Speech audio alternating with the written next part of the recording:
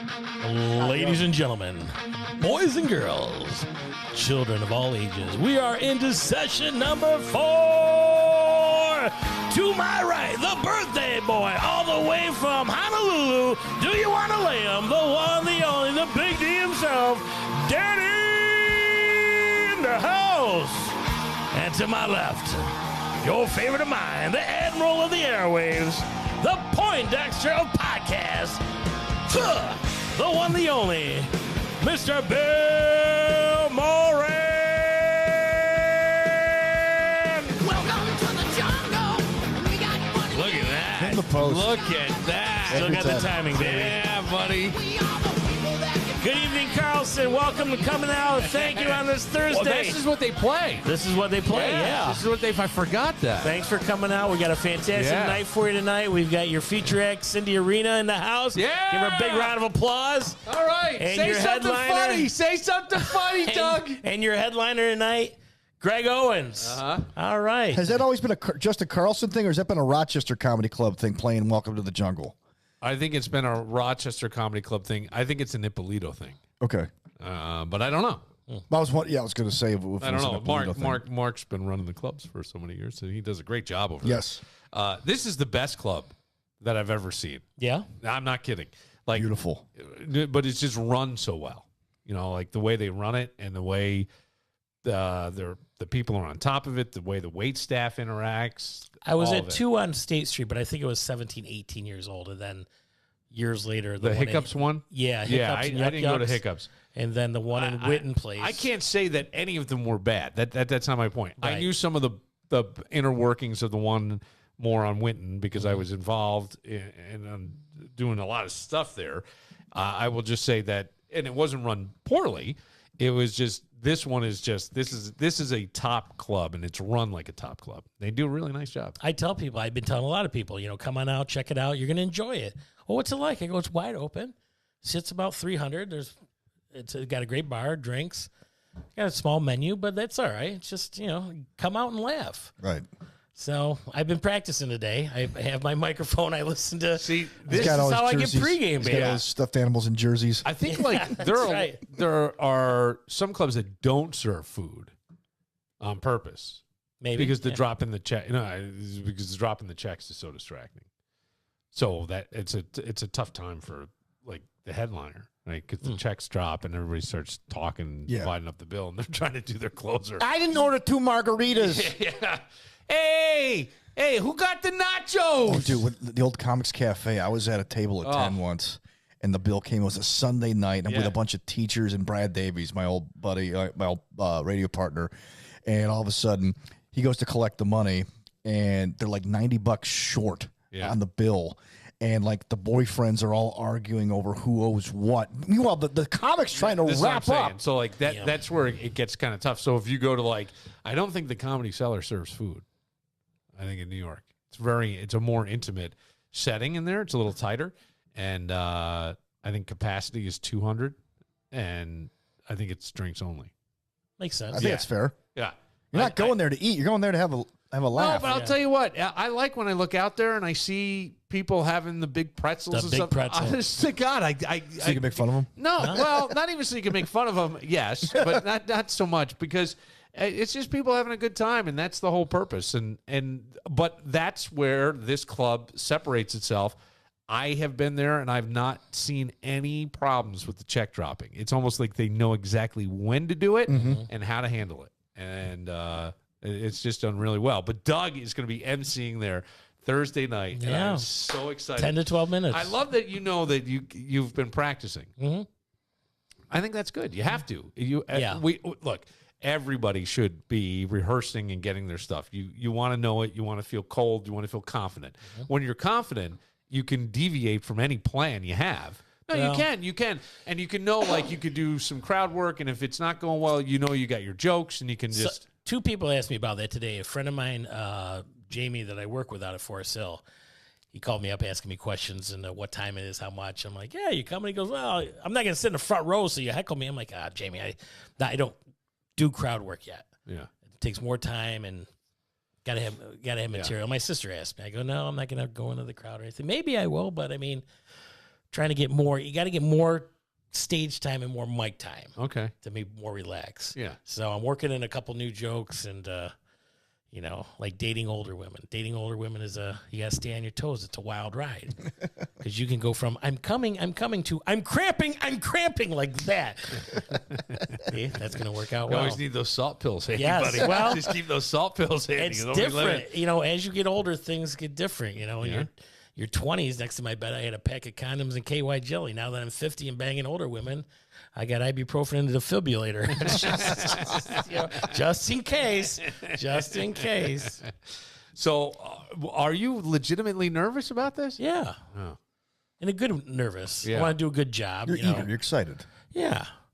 You know, it's Greg's first headliner. Yeah. You know, being a headliner, Yeah, so we've been in contact. Yeah. You know, how you feeling? How's tickets? You know, everything's going well for the big Good, night. good. First time he's Good. the main guy. He's got 45 to an hour. Cindy Arena, who I worked with both of them. Yeah. So I like them all. You know, obviously like them both. And Cindy's got 20, 25 minutes. I've got 10 to 12. So it's going to be a fun night out. I guess I haven't done it in a while because I don't get nervous like I used to, which to me is really just excitement and it shows you care. Mm-hmm. And not that I don't care, and I get a little bit of butterflies or whatever, but I get very relaxed when I'm on stage. Like Yeah. I don't know why. It's like a switch goes off, and I just have fun. And I figure if I fall on my face, I fall on my face, and if I don't, I don't. And I don't know what it is. I find myself like in those situations, like I kind of enjoy it. I will say, like, I'm somewhat of a thrill seeker, and that's what I love about comedy, because it can go fucking terribly bad, dude. I have done. That's why I'm rehearsing. I don't want it to go terribly bad. I have done sets where I went way off the mark, and for whatever reason, I did like my parents were in the crowd, and I did some mean, shitty jokes about them, because that's what I do to the people I love, and and it was going down. And somehow I just pulled it right back out and ended on a fucking huge note. But it's one of those things, like, you got to be able to feel it. And that was always the ones where you knew you could, if you pull it back, it just gives you more confidence, right? And I think the one thing that I think you can try too hard in any situation in life, I think you can really try too hard. I think there are times here with the podcast, I feel like I've tried too hard, and I'm like, ugh, and you're holding it so tight, so fucking tight, you squeeze it, its head pops off. So you know what I'm Maybe saying? it's conjoined. So Just one head pops right. off. So I always think, like, when you're a little looser and more relaxed, that's why I always think, like, being prepared is the key to anything in my mind. Like, when we do the podcast, there are times where I don't feel prepared and I don't feel we have as good a show. I could be prepared for a bunch of stuff, and we could do a completely never talk about anything I had prepared, but I was loose and relaxed, and it's just something about it. That you get more satisfaction. And I think the same thing with comedy. When you try to remember, like, oh shit, I gotta get this joke right after this joke, and I fucking forgot. And then you go back, and it becomes that was happening today because I was timing myself. I'm like, that's at where 10 you minutes, lose what it. am I missing? Nah, man, that's where you lose it. I joke about dating older women, but then I have a little bit about dating younger women. Yeah.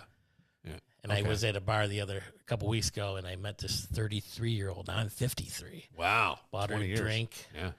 Got her laughing. We go back to her place. And what happened? Well, we started fooling around, and we go in her bedroom, and she starts unbuttoning my shirt. I'm like, okay, here we go. Here we go. She's like, Doug, before we do anything else, I got to ask you something. I go, what's that? Do you have a safe word? I said, what, my ATM card? She goes, no. She goes, in case the sex gets too hot and you start having a heart attack. And I go, yeah, I have a safe word. She goes, what is it? I go, thank you. And by all means, if that happens, let me finish, let me die, then call 911. Because if you think we're going to be doing it doggy style and all of a sudden go, hippopotamus, hippopotamus. No. Let me nut, let me die, then call an ambulance. Yeah. Because at 53, anything past this, I want to be coming and going in the same night, if you know what I mean. Right. Yeah. I just think that when you're relaxed and relatable to the crowd, that's the best. And that's another thing. I don't know who's showing up. I know a bunch of people that I know, but hang on a even new people. Well, that's one of the things. I started doing my act. I'm like, well, I've done this act, but there's going to be new people there that haven't heard it. Yeah. Not everybody's living on every joke that I've told in the past, so if they haven't heard it, they might have heard it, but they'll get another laugh of it. And being a comic, you have to understand that it's repetition in your I'm still getting used to the whole process of being on stage and doing the same jokes. Yeah, yeah. But I got to understand there's new people. Yes. Yes. And then you can twist it a little bit. Yes. And highlight Yeah. a certain part and do it from there. I can't wait, man. I wish I was at this show. I hope you're coming. I can't. All right. I wish I was going to be there, man. I would have gone right up to you before the show. Hey, man, how you feeling? I'm great. How I'm you doing, great. Dougie? Let's do some You Jenny ready? Lights. You I'm ready? ready. You ready? Let's go. I got 15 dirty martinis in me. I'm fucking ready to rock and roll, baby. How much do you drink before a show? I don't drink. You don't drink at all? No. No, I think that's I tried smart. that a couple times at one night of the contest. So I'm like, I just don't feel. You feel like your timing's off. I don't drink when I do anything on stage anymore. I don't. I drink enough. I don't anymore. I mean, No, I understand. I've even cut back on drinking, but I think that I wouldn't do anything on stage unless I were pretty sober nowadays. Yeah. Only because your timing, you're better off. You can see things a little clearer. You know what I'm saying? You're more in the moment. Yeah. And it's work. You should. I'm working. I'm it trying to. It is work. I'm It trying is to give work. my best. But that's what I'm saying to you is just go.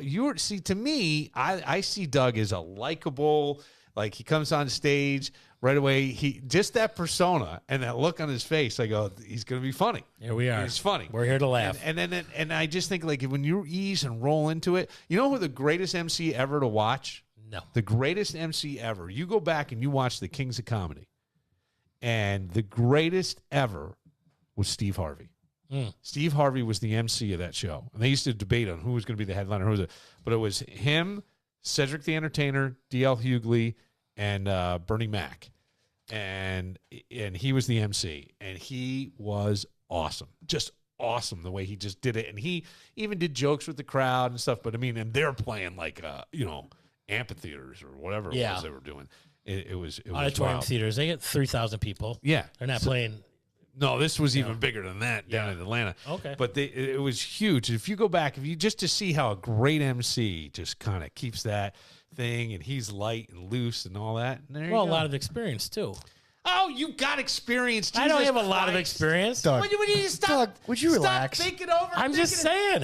You overthink I'm not going to this. go. I'm not going to. Hey, I got experience. I know everything. I did that. I'll tell you what. Relating to wrestling, I thought I was ready for varsity when I was just on JV, and I got my ass kicked. Okay. So take it like that. Yeah. Don't ever get too cocky. No, but be I'm just confident. saying. But be in yourself, and there you go. I am That's myself. it. Yeah. You know what you gotta do? Here's what you What? gotta Lose do. weight before Thursday? Good luck with that one. You gotta come Might as out well there. bang a Siamese twin. I would go on Amazon and get, if you got Prime, get a 49ers jersey that has the number 32 and the word Simpson on the back. And you come out, and the first thing goes, "What?" What?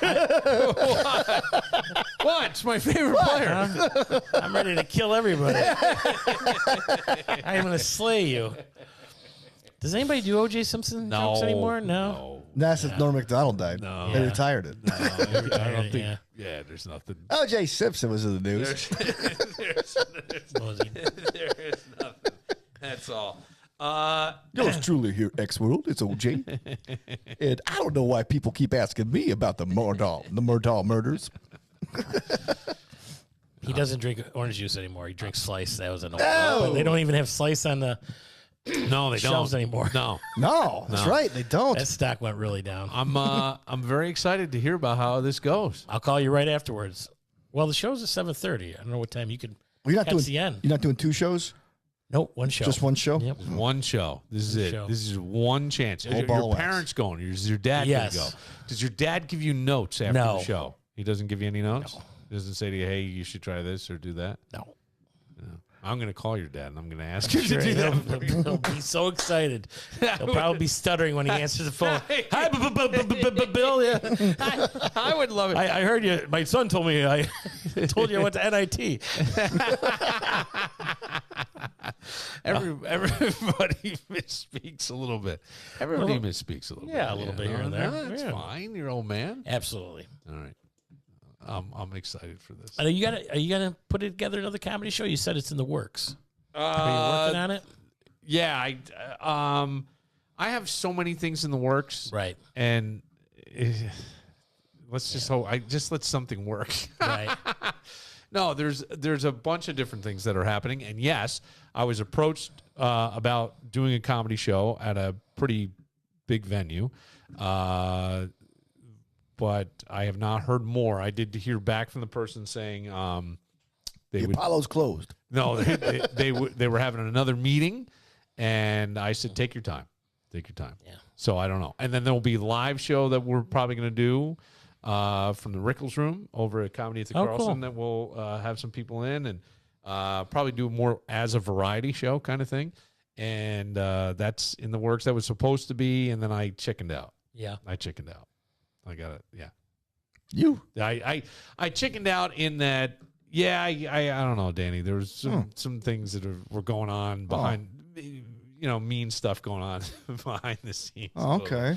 But I don't know. I need to take it was just one of these things where I was like, let's not do that. Let's not put the energy there yet. Let's put it over here first. Okay. That's wise. Build something else. So it was more of a strategic move to not do it, not a cop out. Addition by subtraction. Yeah, it wasn't a cop out. Yeah. It was that. Okay. So we'll have more meetings and things. But yeah, it's one of these things where I'm learning this stuff as I go along. You're talking about comedy and learning comedy, and I'm saying to you, just go up there, because to me, you're a little more seasoned than most people. You have a little more natural ability. I see it, and I think that if you just relax and don't try so hard, that your shit will just land. Well, It maybe if I lands. just go off on a tangent, but I want to have material. No. I understand that. I understand having the material. Absolutely. Don't go up there cold. I'm not saying just go, but I'm saying, like, I think if you go up and relax, and even if you lose your place, you have a likability, I think, and all that it would be very easy.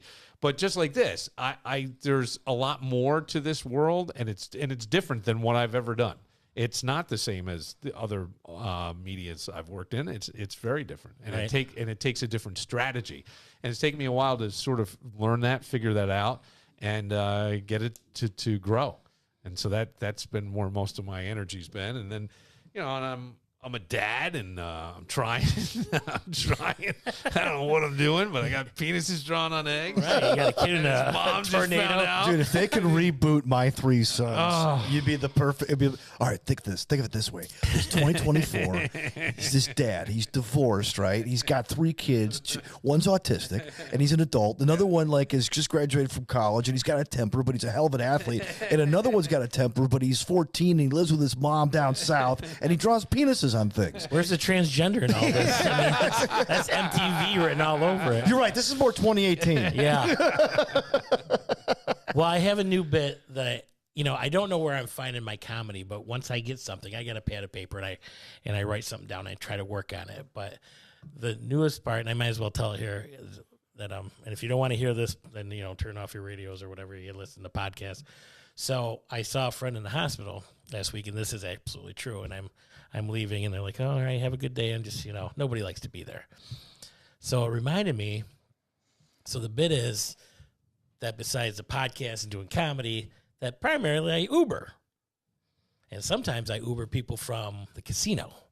Now, being picked up from a casino is a lot different than getting picked up at your house. Your house, you're 2 steps, you're in the car. Casino, I can see you walking 100 yards, head down, slumped over. Yeah. And I'm like, this guy's got a bad day. And he just, he gets in the car, head down. And me being Mr. Funny Man, I'm like, hey, all right. I'm like, come on, what'd you lose? 1,500. I'm like, come on. Cheer up, Buttercup. It's going to get better. And then sometimes I pick up people from the hospital. They get in the car. I'm like, all right, what'd you lose? My Uncle Mike, I'm like, don't worry about that. I just picked up some asshole from Delano. He lost 1,500. You think you got problems? That's my newest bit. That's great. That's a great bit, and I like it for 2 reasons. One, it's always surprising people with the unexpected is the right thing to do, but it's away from your other material, which is the banging old lady. I love this. Yeah. I really like that. Well, I usually end with the Buffalo Bills jokes, but football season's over, so I kind of want to end on a good note, and then I'll introduce Cindy. So, I gotta give a shout out to some of my peeps here and yours too. Hey, don't worry, I got a GPS. We won't take any gambles on the way home, huh? You got Joey Danzig. She's writing me something. She has Illumination Designs on Westridge Road. Yeah. And how about I'm telling you about that. I know. You said that before. Yeah, I did. Let me see. Who do we got here? And we're back. We got to give shout-outs to people that liked us. Kim Hollick in Syracuse. Yeah. Alfie. Oh, we love Alfie. And Sita. Alfie has been here. Karen Sullivan, Kurt Day, Heather Hinckley. I'm DJing her wedding in June. This is Doug's roll Kathy call. Feld, Danny Liberto, owner of the comedy what's happening to Danny company. Liberto? It's like the end of Romper Funny Room. guy. Chris English. I'm looking at Chris my mirror. Seinberg. This is who I see. Rick, the credits are coming. And all of you at home. Kimberly, Rob Zanin, Mike Crandall, John Wagner, all Chris right. Crouch. Oh, Hey, thank you all Get for the music listening. played. Yeah, those Siamese twins, they're listening. I can't wait Stereo to hear how sound. this goes. They got 4 speakers. I can't wait to hear how this comedy show goes. Me too. Get out to Comedy at the Carlson Thursday night. Dougie Fresh is your MC. Cindy Arena and Greg Owens. It's going to be a great night. It is going to be a great night. Danny, happy birthday. Happy Thank you, Billy. birthday. Thank you, guys. 44. We'll see you Starbucks. Thursday. I'm Bill Moran. I'll see you tomorrow.